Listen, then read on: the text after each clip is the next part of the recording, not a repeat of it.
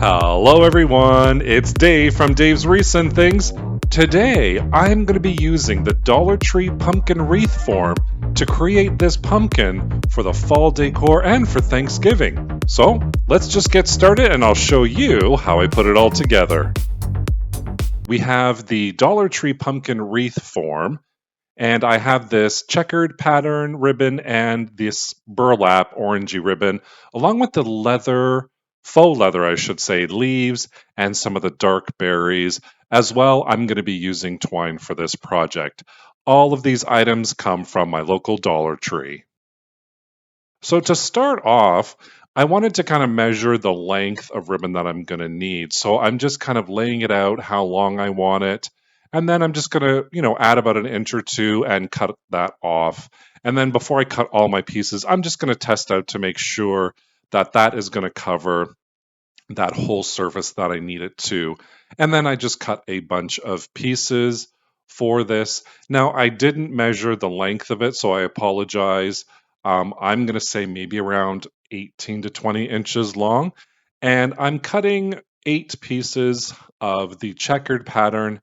And once I get into that, I start gluing them together.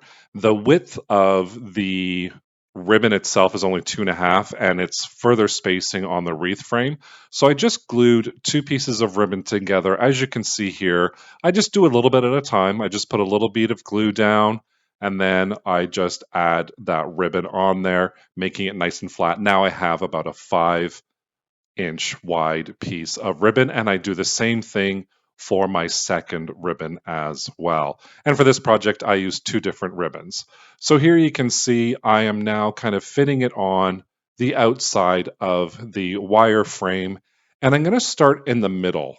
So that will make sure that I have enough fabric at the end. So if you start at one end and you're wrong, and you go to the other one and it doesn't fit, then you have to take it all apart. Because yes, that has happened. But here we go. I am just fitting it around and I'm actually putting the bead of glue on the wreath form and then trimming it as I go. And I don't have to be too careful because it's the back side. If you want, you can totally cover the back. I didn't cover the back because nobody's ever going to see it, so I was totally fine with it being a little ragged at the back. But all I'm doing is I'm just gluing that fabric all the way around my first section, and then once I'm all done, I come around and I just trim off the excess.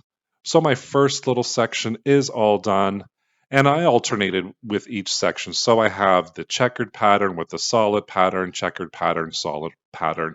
So that's what I'm doing now. So I'm going to leave a blank space, and then I'm going to repeat the same process, starting in the middle, adding a little bit of hot glue, and then as I go, I'm adding more hot glue to the frame, wrapping that ribbon all the way around. And then once it's all attached and all around, I take my scissors and I'm just trimming off the excess. It does take a little time and a little patience, I'm not going to lie, but here we go. I've got my first ribbon pattern all done and I'm ready to place that solid ribbon on there. And I'm going to do this on the other side. So for the checkered pattern, I put it on the outside. This is going to go on the inside. So I measure it all out, make sure it's, covering the whole area. And then I'm going to put a little bead of glue on that frame again. And then I'm just going to press the ribbon into that glue. And again, I just work in small sections, making sure, my glue has a nice straight line, trying to keep it as neat as possible. Because, I will be honest, it can get a little messy. We all used hot glue. We all know what it's like. Sometimes it's our best friend, sometimes it's our worst enemy. But you know what? For this project today, it was my best friend. So I was very happy. Most days, let's say most days, we are best friends. But here we go. I'm just finishing off putting that first section of the solid fabric in there. And once I finish that, I chop off the excess. And now I've got 2 panels done. I only have the center to go.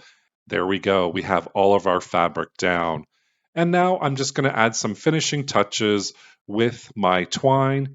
And wherever there was a seam or the outside edge, I'm good to put the twine. But first, to start it off, I'm actually going to wrap the top portion, the stump, I guess you would call it. I don't know the name of that actually. Is it the stump? Is it the trunk? I don't know. Anyways, that top portion, I'm going to wrap it all with twine.